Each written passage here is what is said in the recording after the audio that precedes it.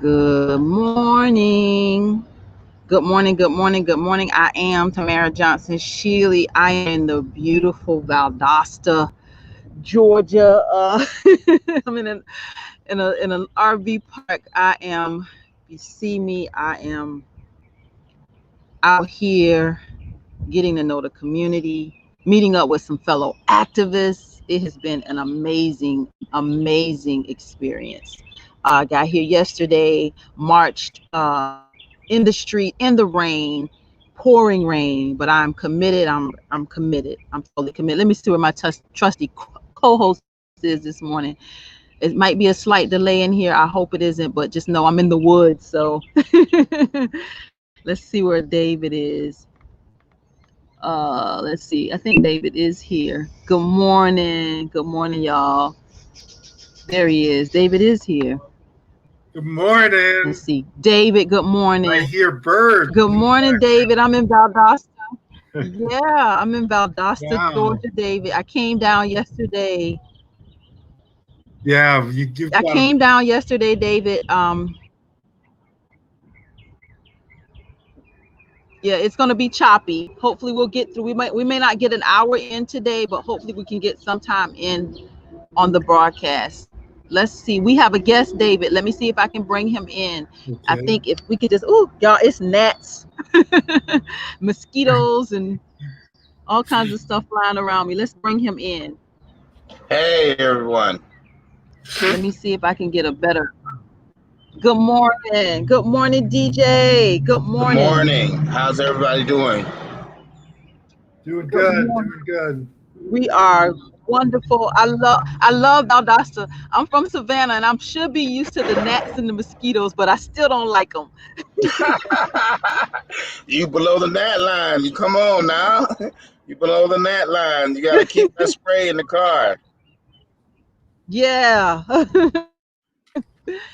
DJ, meet my co-host David. He and I host this broadcast every week. We've been doing it now for a couple years, actually since 2018. This time in 2018.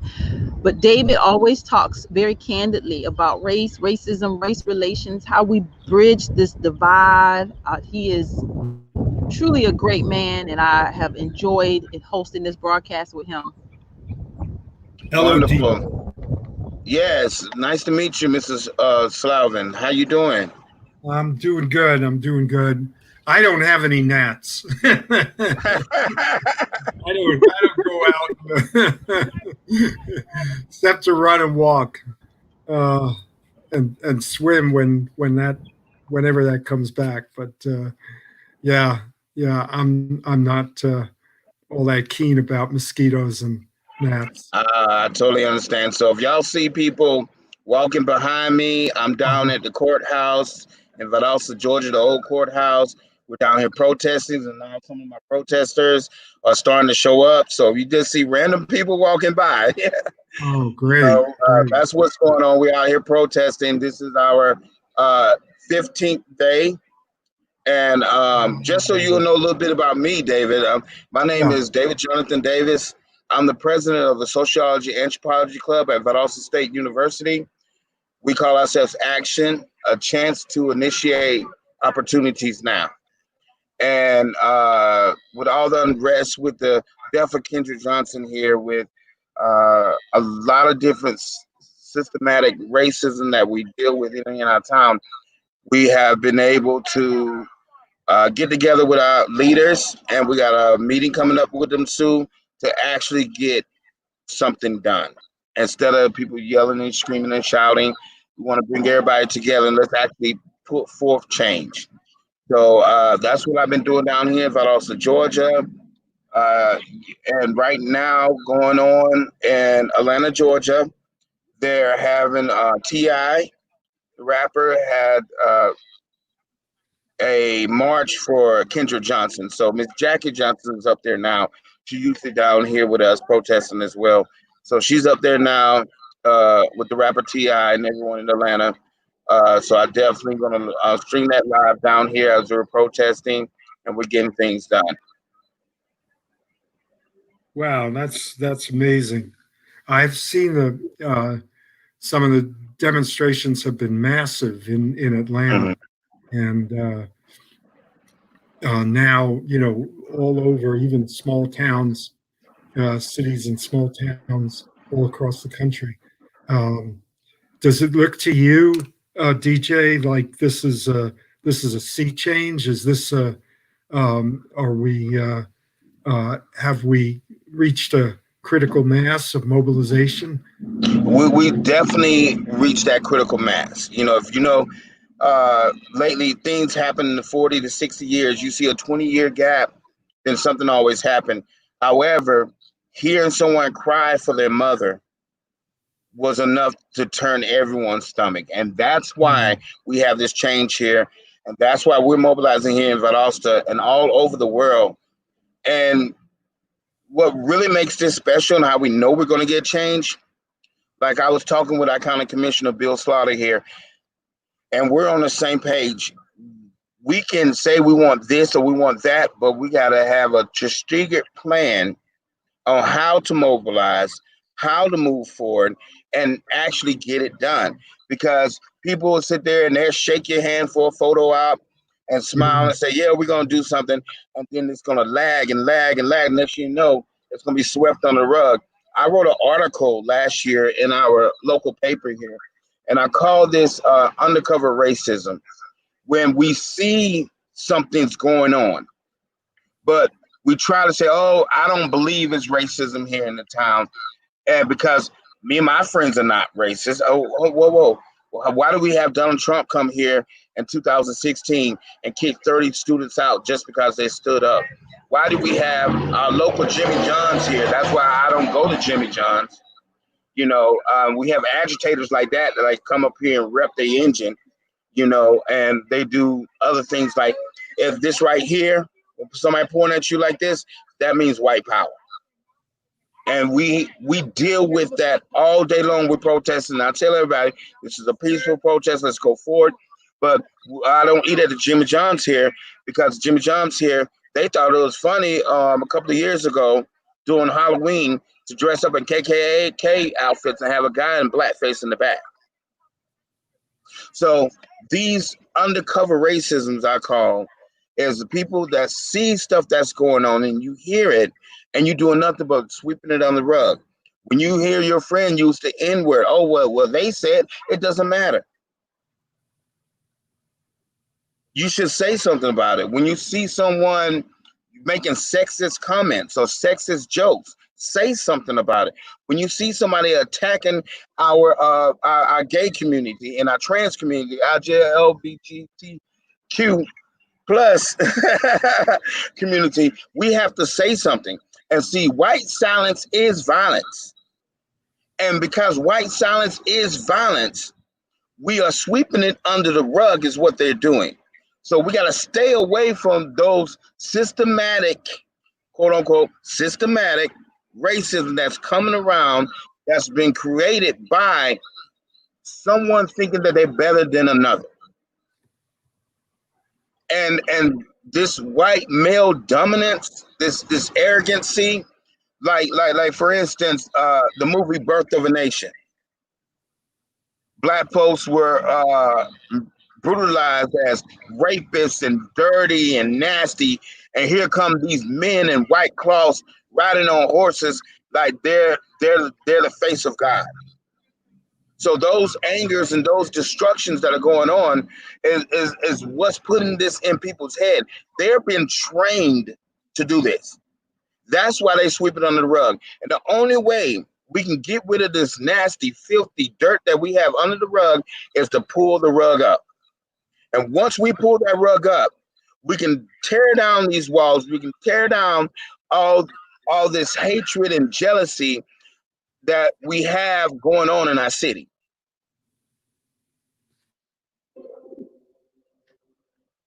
Go ahead, Mr. Dave, are you there?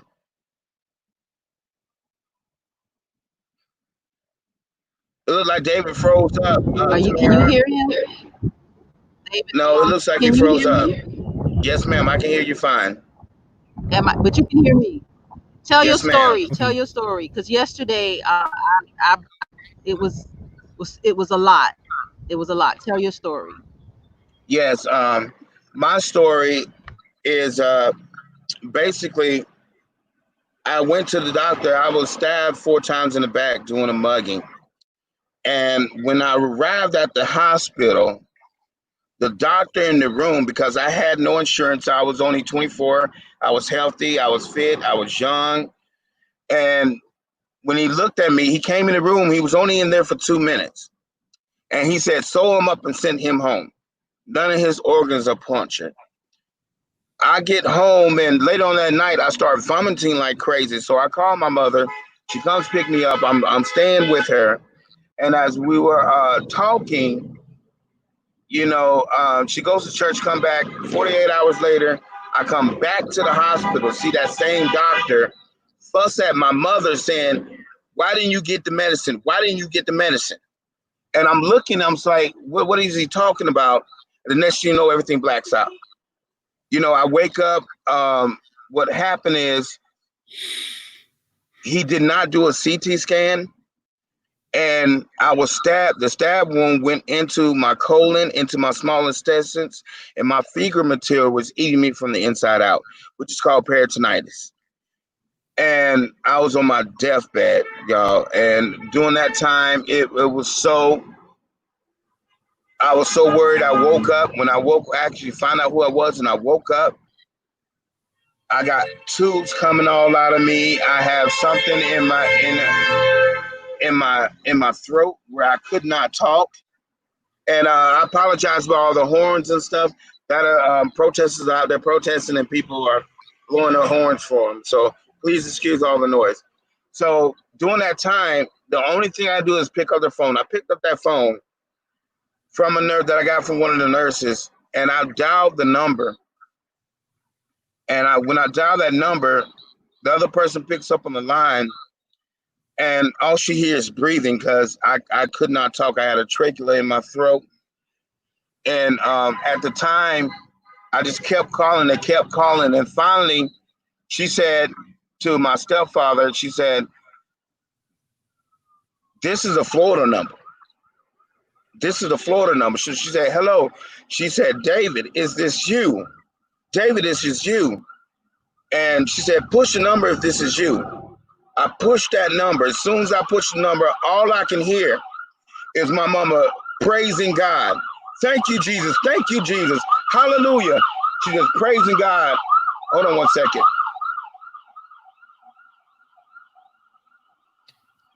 Look like I should have been out there in the country with you, Tamara. All this noise we got in the background. But definitely with everything going on, when I finally heard my mom's voice, tears rolled down my eyes. And I know if you got a strong stomach, turn away, because I want y'all to see for yourself what I'm talking about. The scars that I've been through 44 different surgeries. And at this time, this is what I live with. Because somebody racially profiled me as a young black man fit. Oh, he's fine. Oh, he'll be all right. Sew him up and send him home.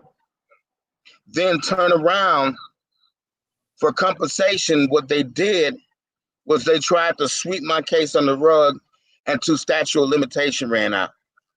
So now I walk around with racism in my body. I walk around with systematic racism holding on my chest. I walk around with this hernia that was created because somebody profiled me as a young, he a young, fit black man, played football all his life, but did not do the proper procedures. Because anytime a stab wound victim comes into a hospital, I was told this by a nurse, that the first thing they're supposed to do is think that he has been that a major organ has been punctured, and they have to do everything that they must do to make sure to see if it's actually punctured. You're supposed to automatically think that it's punctured. He sold me up, y'all. I was in a emergency room here in Valdosta. I was only there for an hour. An hour. There's people that be down to the emergency room for a cold, and they're down there 4 to 6 hours. So I use my story to help mobilize and encourage our young people to move forward and to continue with this movement. And Mr. David, this is one of the main reasons why I'm saying what's going on.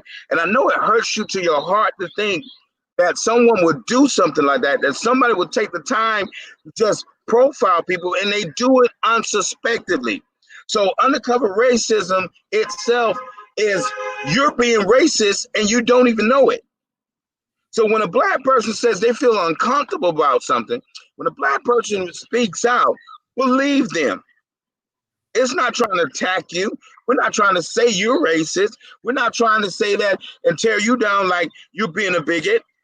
But when we say something, because you unknowingly don't know that you're actually being racist, because this hate has been taught for over 400 years, longer than that. But right here in America, since our starting, since 1619, when that boat pulled onto the shores with the first group of slaves, that's been taught to make other white people say, hey, you're a little bit better than them, but you're not me. You don't have money like I do. You don't have money like I do. You can never be me. You can never be on my standards. But at least you can tell yourself and your kids that you can be better than these people because you got white skin. And we have never had a monarch. And because we have never had a monarch in America, money became king. Slavery was a very profitable commodity. And because money became king, this is where racism comes from. It comes from the root of all evil, the love of money. Sorry, we had a big 18-wheeler come by. Had to shout them out real quick. So yeah, we're out here protesting right now down here. We're mobilizing, and majority of people, we have over 1,000 members in our Valdosta Peaceful Protest Group. And the majority of our members, believe it or not, are young white women. Women is what's going to change this world.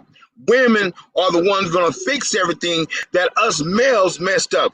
Women are the ones that's going to encourage and keep going because they don't want their child to go through what everyone else's child go through. When you hear somebody call out for their mother and pain and anguish and people ignore it, that hurts to the soul of any person. And that right there is why women are going to take over Congress. Women are going to move forward and make sure our country is great. Because it's always been great. Not make it great again. Try to take it back to the 50s and 60s so y'all can make yourself smell good. Look at the history of all the things that ever happened in our world. If even black men, even the Egyptians have went and destroyed so many civilizations. Even the Huns have destroyed so many generations. We don't even want to talk about the Romans. That's where most of this stuff comes from. And I have a minor in history, so when it comes to historical facts and learning about what happened, it's always been men that made the destruction of this world keep going. Nothing happened in the eve. For those who are Christians, I totally understand if you have another faith. I definitely shout you out in your faith. But I am a Christian man. And in the garden, the Bible says itself that when Eve ate of that fruit, nothing happened. But when she took it to Adam, and Adam ate of that fruit, soon as he ate of that fruit, they noticed they were naked. And they went and hid themselves when they heard God walking in the garden. See, nothing happened when Eve ate of fruit. It all happened to Adam because Adam was the one that was given the promise. Adam was the one that was supposed to hold things down. Adam is the reason why we got to till the ground, why we got to do this. Women give birth. They give life. And they go through so much pain and anguish because they were deceived by a serpent, deceived by someone that had no good intentions, a spirit that had no good intentions for them. And this is why we're in so much mess now, because of our males. But at the same time, we build each other up so we can let go of the past so we don't repeat it. Because if we don't face that bear and attack that bear strategically from different sides, that bear will consume us. But if we're attacking it from LGBT community, if we're attacking it from Black Lives Matter movement, if we're attacking it for peace and coalition and justice, if we're attacking it from our white men coming from behind the bear who are standing up for justice, when we're attacking this bear from all sides, that bear will fall. And the only way we can do that is sticking together. The only way we can get it done is going out there and white people telling them the truth. Not to teach your children hate. We have to stop teaching hate. And that's where we are right now in our world. And I see you shaking your head, Dave. Go ahead. I mean, you know, you have white supremacy inscribed on your body. That's really horrible and result of negligence that someone's a doctor's training was overridden by his inability to see you as fully human. Yes. I mean, that's what you're describing is really not just malpractice, but white supremacist malpractice. And it's horrible. So but I really like your analogy about the bear. That bear will fall. And I think you're right that it's going to take all of us to do it. One of the things that I think is really important for European Americans to keep in mind is that this system of white supremacy is not just put in place because as a means to keep Black people down, but it is also a means to keep working class white people down by turning them into agents of oppression. They think they're getting something out of it, but really they're not. This goes back all the way to slave patrols. You know, when poor whites thought it was they were making 25 cents a night, to go out and terrorize Black people, but in fact, what they were doing was they were giving them the slaveholders discount rates for protecting their so-called property, there was I want to emphasize because we don't really know this history that well, that there always was resistance to this, to forcing, European American working people into this position. And during the Civil War, not only did 250,000 African American enslaved people join the Union Army, but 300,000 poor whites from the South joined the Union Army. The large majority of them went into the Confederate Army and fought and died for somebody else's wealth. I mean, that's what they did. But a lot of them did not. And we have to keep that in perspective, because otherwise we cut off a significant group of people that could be not just allies, but acting in solidarity with them. Yes, sir. I can understand that, Miss David. I wanted to show you something. Down here at the courthouse of Lowndes. I'm going to turn this computer around, and this is what we're talking about here. This is the Confederate match statue. You see what that says? The principles for which they fought live eternity. What did they fight for? They didn't fight for their own. Oh, the love of the South and the pride of the South. No, you fought for money. You fought to keep someone 10, 3/5 of a human being to put money in somebody's pocket. Yeah. You see that? Yeah, That's what we're teaching our children. That's what we're teaching our children. right. And Yeah. and that's one of the things that we're both talking about. And people got to understand that's where that came from. You know, Yeah. it was about money. It wasn't about who you was. They didn't care about their own folks. When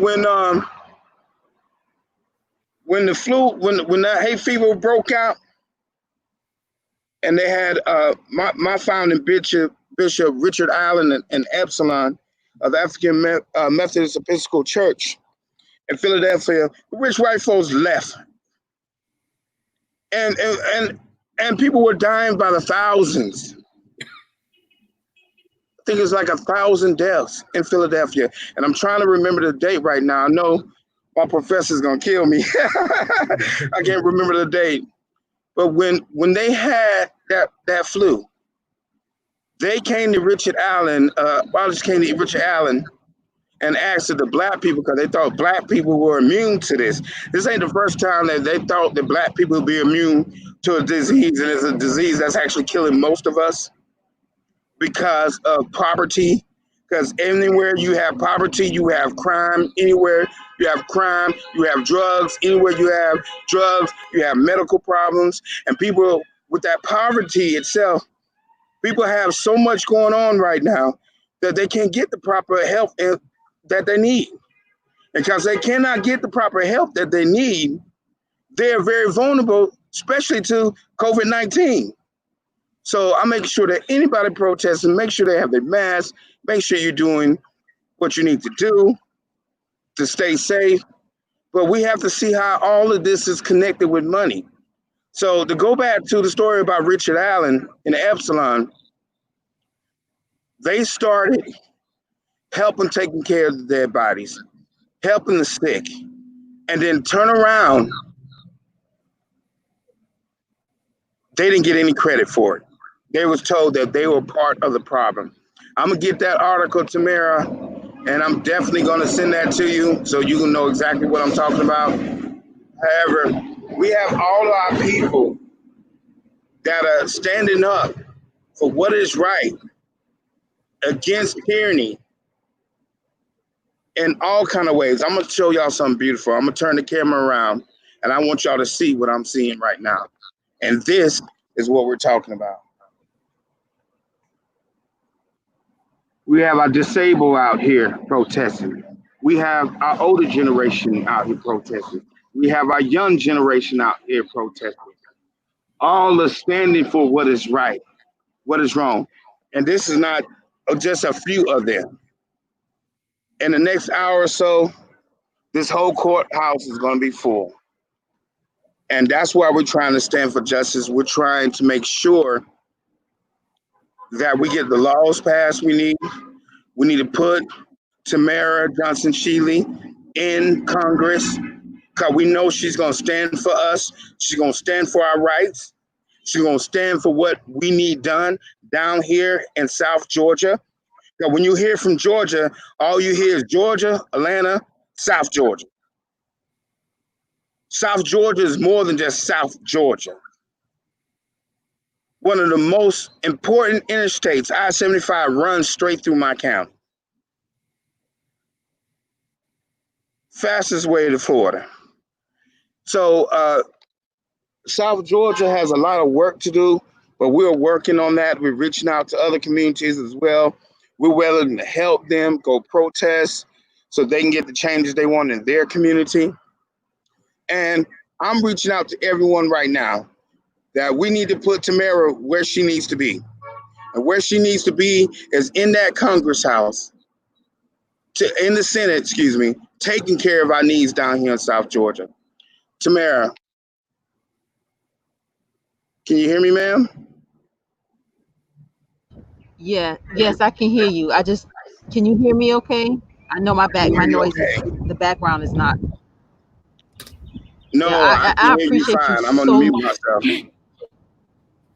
Okay, I appreciate you so much, DJ. Yesterday, when DJ told his story, at the rally, we were in the rain with with the protesters. When he told me, I just remember when he pulled his shirt up and I saw his scars. I immediately broke. My spirit broke. My spirit broke in a way that I could not even speak. I was there to say something. And whatever I was supposed to say, I had my bullhorn, I was ready. Whatever that was, I was supposed to say, I could not, I had no words. And my spirit broke, and it took me all night last night for literally for God to put it in my spirit what that was. And it was pain. It hurt. It's the generational trauma that we still feel as a people, that we still suffer with. So when I saw that, it triggered me, and I never knew that I had a point where something could trigger me to that extent. But yesterday, seeing you, hearing your story, and then seeing it triggered me. It broke me because I'm a mother of two sons. I have two sons, and the mother in me, the black woman in me, just everything in me was hurting yesterday as you spoke. And I actually just, it took me all night to figure out what was that. And it is the generational trauma. It is the generational oppression. It is all that is rooted in me through my DNA from my ancestors. It all boiled up yesterday, and it broke me down. So DJ, I just want to say thank you for all your work that you're doing in Valdosta. Thank you for all that you're doing for the lives of everybody, because this is our America, and we're gonna have to be the ones to fix it. David. Yeah. Yeah. I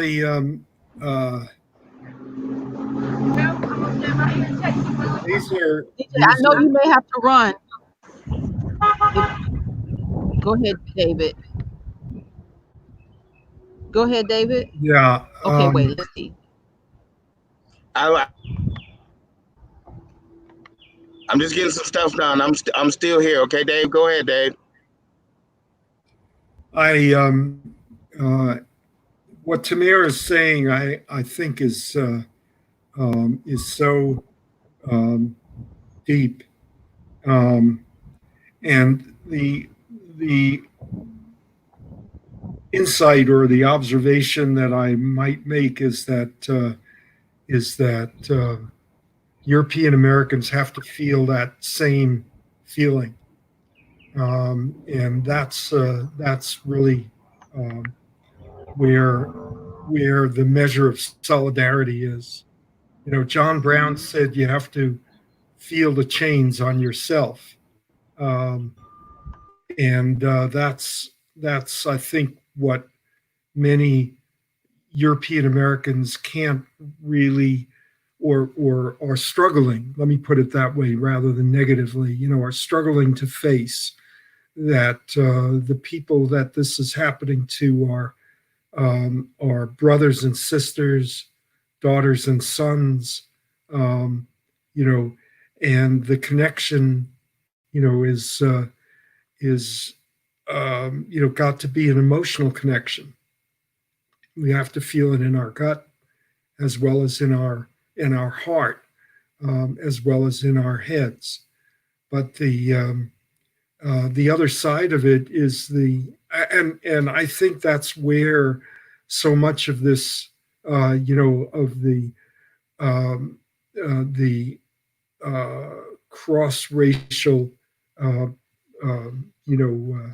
amount of European Americans and other people who are out there protesting by the tens of thousands, is coming from. People are beginning to feel this in their gut, that they just cannot uh, look at those videos anymore and see someone other You know, what they're seeing is um, is somebody who they consider, a brother or a sister. Um, and that, I think, is partly a generational change. There are feelings that are shifting. Um, and Also, it's just simply human solidarity coming out, that uh, no longer is being uh, mediated through the white supremacist messaging, even uh, the pre-conscious kind of messaging that most European Americans have been acting on. So there may very well be something that's changing. What we need now is strategy. Um, we need to take that energy and really put it into strategy, um, because European Americans are really not. Uh, uh, uh, uh, European Americans have to understand the system of social control that controls them, as well as uh, you non-European Americans, people of color. And I think that one of the ways to do that is, first of all, emotional connection, but also to understand the role that we are called upon or forced into. Um, I mean, so this role of being deputies of the ruling elite um, is something that, if we saw it clearly, we would despise and we would repudiate. Is the word that my old mentor Theodore Allen used to call it. Theodore William Allen wrote The Invention of the White Race. Um, Yes, yes. and it was invented to create a cross-class coalition of people who were uh, uh, uh, invited into the so-called white race by the ruling elite to create a mass force for social control. Those poor whites didn't get anything out of it. In fact, it made their conditions worse. And that's the hardest thing for people to recognize, that privilege does not make your life better. Privilege is not a benefit. And that's really a hard contradiction for most European Americans to understand. They either think it is a benefit, and I'm gonna grab it and hold on to it and defend it, or they think it is a benefit, and it's something that we should be ashamed of. That's not what's going on here. What's going on is cool, calculated power, defensive power by the ruling elite. They know exactly what they're doing, and it's us that are being are in a state of confusion. Because if all of these activists really could understand that analysis, they could be much more capable of communicating with working class whites, and to demonstrate uh, um, to pull the rug, pull up the rug, as DJ said. Excellent. And that's one of those things, David. You really hit a great point right there, because I can't think of the author name, and I'm definitely going to get that information to Tamara. But she's a New York best seller on the bestsellers list. and she wrote rules to white people. Oh yeah, How to you read that book? yeah. Have you heard of it? Yes, sir. And one of those things is not to be silent. We're gonna have to fight this bear from all sides. And I'll be the first one to tell you, we need white people. We cannot do this without white people. There's no way that we can have the change that we want in our system without those who actually own the system.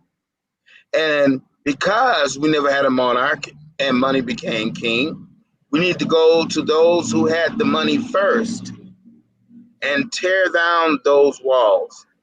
And the only way we tear down the walls is having people like you, David, having people like my advisor, Dr. Tom Hochschild, having people like the great Dr. Michael Knoll that you met yesterday, Tamara, and he's a German. His grandfather was a lieutenant in the German army and was controlled of one of the concentration camps. He tells this story openly about the systematic racism that he went through in his life and what he saw as he grew up. And that's why he said he despised it. But it's in his history. We have to own it. We have to own that this did happen. Oh, I'm not like that. So what? Oh, I wasn't born 50, 60 years old. It's in your blood. We have to fight this bear from all sides by first, number one, white people understanding that this did happen and not trying to cover it up. Just like they tried to cover up the Holocaust is not real. I don't want to hear that. We know it's real. We saw the bodies. We saw the pictures. We saw the camps of people barely have skin and muscle on their bones. They're deteriorating from the inside. We see the pictures of slaves. We see the pictures of things that they're going to. And that's why this July 4th, I'm not going to celebrate July 4th this year. I'm celebrating Juneteenth.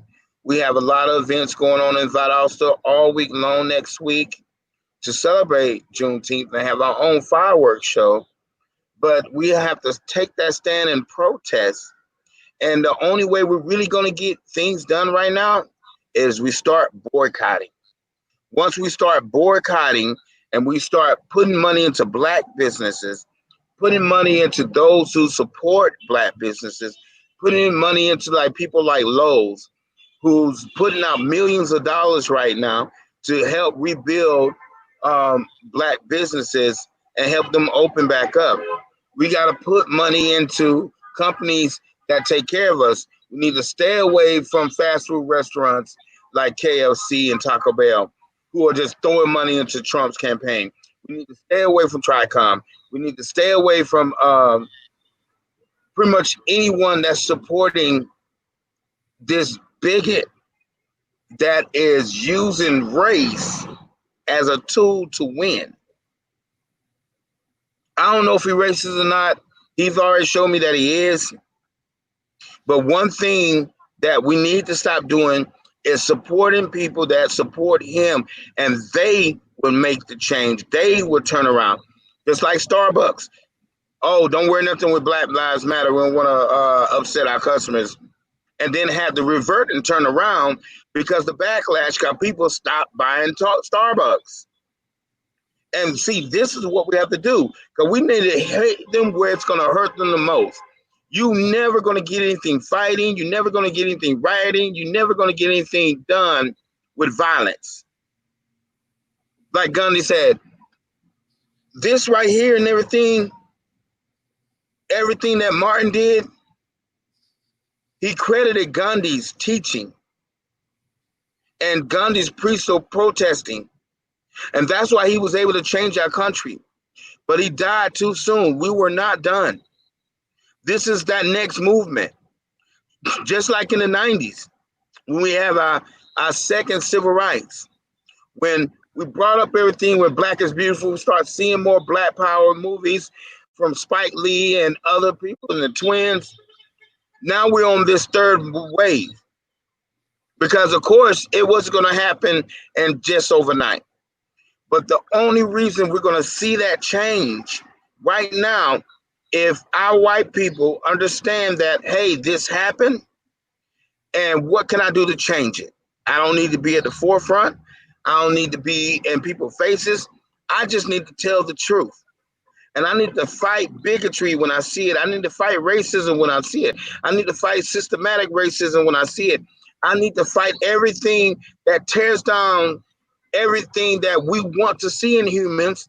Because when he died, and I'm talking about Jesus of Nazareth, when he died for all of our sins.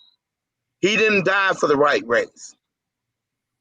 And we must understand that if we believe greater is he that is in me than he that is in the world, then we got to use what's in us. Let that come out, that love, because if it's not of love, it's not of Christ, is what Paul said. And we need to take that love and we need to cherish it by putting it forward and talking about it. That's the only way we're going to be able to heal any of these things. Hey, how you doing? That's the only way we're going to be able to heal all these different things. And that's how we're going to build our country. And that's how we can build and tear down the walls that are going on now. You understand where I'm coming from, David? Yeah. I want to emphasize something, and that is that most European Americans are working people. They don't get the profits from the system, and it's really, I think, crucial for European Americans. And I use that term instead of whites to talk about people who are are trying to get outside of their racial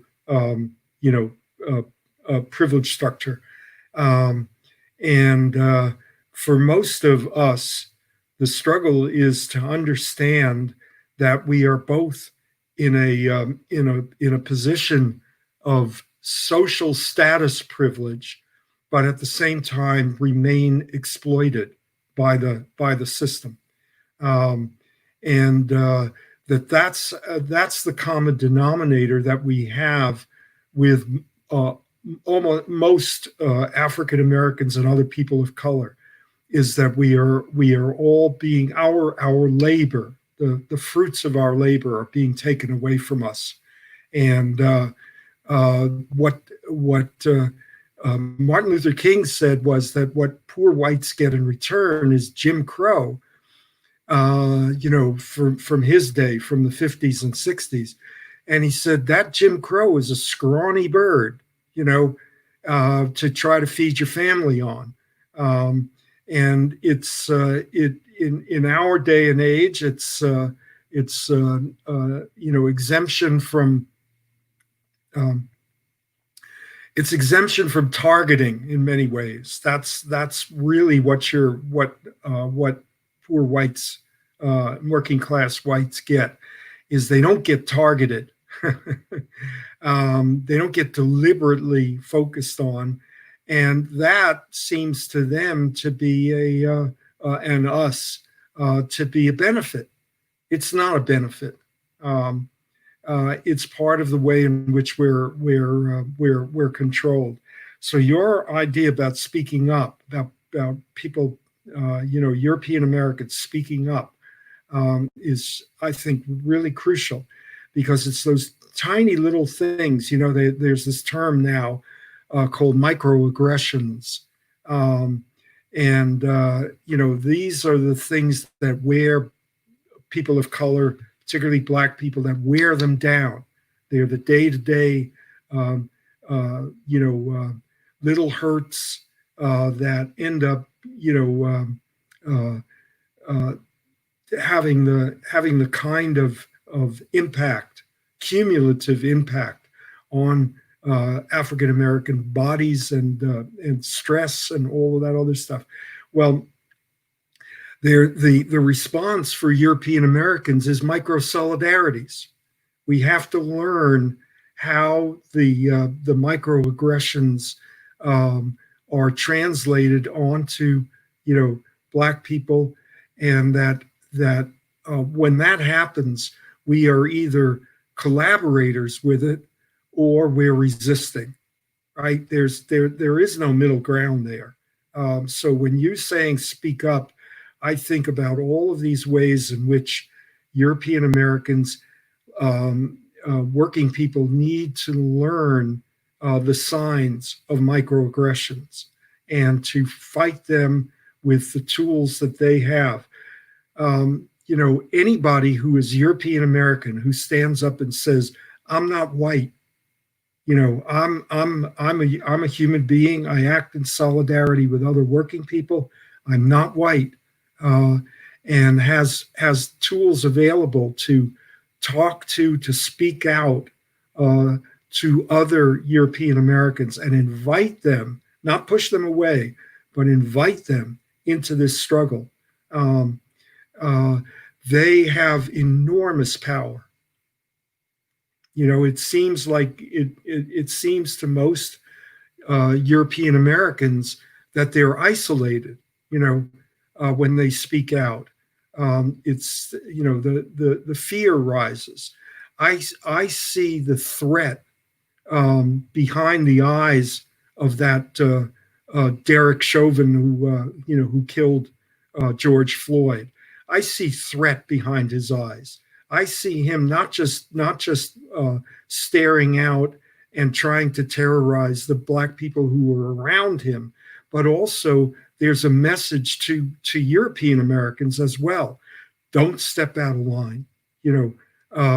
Keep quiet, and otherwise, you might get the same treatment, that Black people get. I really think. Yes, and that's one of those things, and why we have to educate them. It's not just about the history of Black people, but about the history of all our world together, and why it is so important for us to know this history. And see, where we're failing right now is in our rural areas that are mostly white, mostly privileged. We're not teaching them, oh, Black History Month, oh, Martin Luther King, oh, Harriet Tubman. But what about Tillman, who was horrifically killed? What about all those who came before us? What about George Washington Carver? What about that we have a refrigerator because of a Black man? We have a stoplight because of a Black man. We got the way that our systems, that a Black man designed DC. So as we're looking at this, we're not teaching our children right. We're just giving them a little bit and passing them on and say, hey, you graduated high school, congratulations. And then when they go to college, they don't know what to think. Right. Because everything's been told to them was a lie. Why are we still celebrating Christopher Columbus? Why do we have a Columbus Day? That tyrant for money and fame. And we're still teaching that to our kids. All the natives he killed, my people that he killed. And we celebrate this. This is where we're messing up at. This is where we're failing our children. It's because we're teaching them, according to our curriculum, we're teaching them how to pass a test. We're not educating them. We're not opening their minds. We're not putting funding in the right places to schools that actually need it for our children. And then don't get me started on No Child Left Behind. Because we make, I was talking to my friend James is in town. He teaches up in Clayton County. And he says he has ninth graders that he has to teach them how to write their name. That right there is sad. Yeah. We have we got fifth graders who can barely read in the fifth grade because we're passing them on just to get them on. Especially what COVID did, they made it so tedious that he couldn't fail anyone without making up more work. So we're overworking our teachers because they're working from home and expect them to send all this information to 65 students. Yeah. Or you pass them on. And then you pass them on, you just made it worse for the next teacher that gets them. So that's one of the things we need to pay attention to as well. That how we're educating our children. Are they on the same level? Just because you got a little more money doesn't mean that you deserve to get more teaching. Teaching and history and all the things we need to be progressive needs to be taught to every one of our children. All our children need to know what they need to know to survive.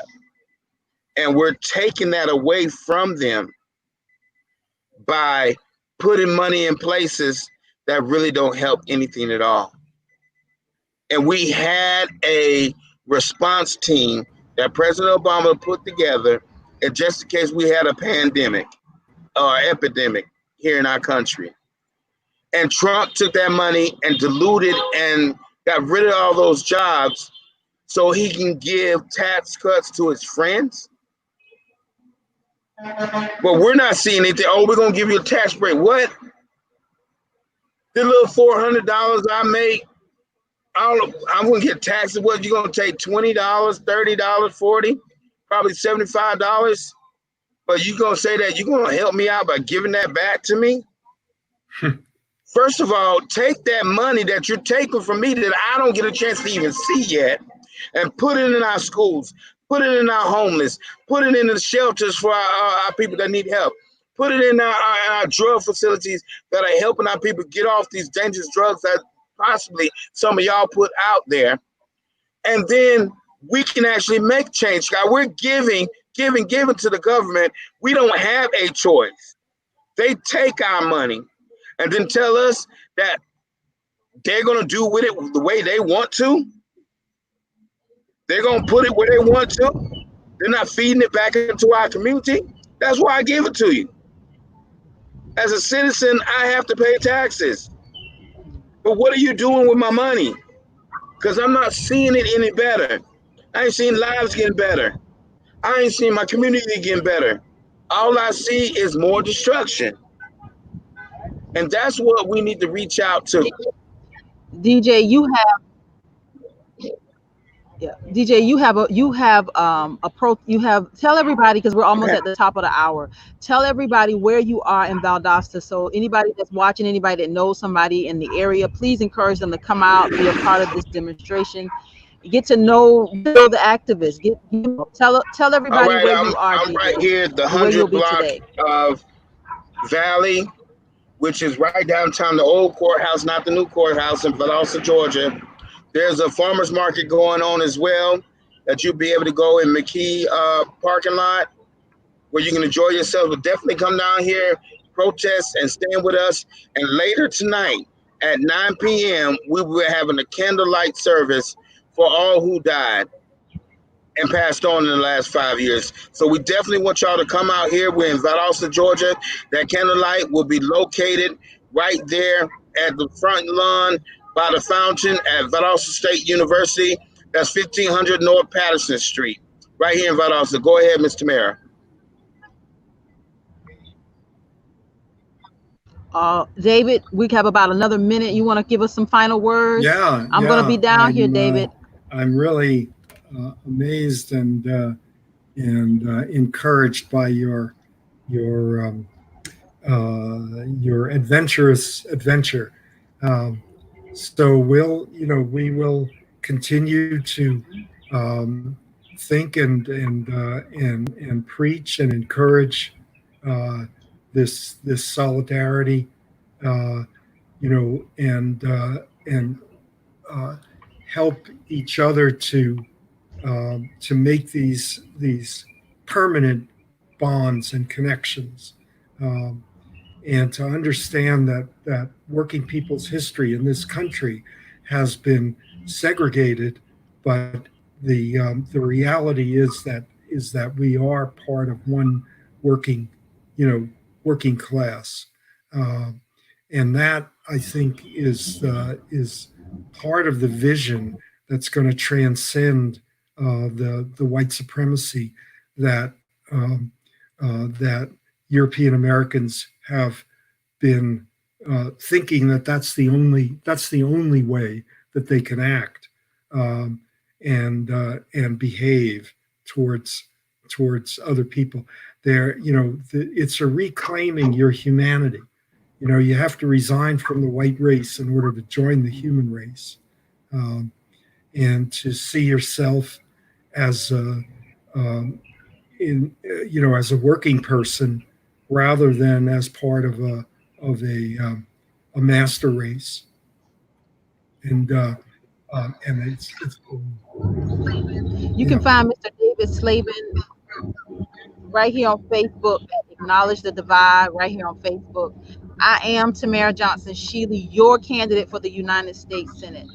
Thank you for joining us on this week's broadcast. I am going to be making my way around the state. I want to thank you, DJ, for being our guest today.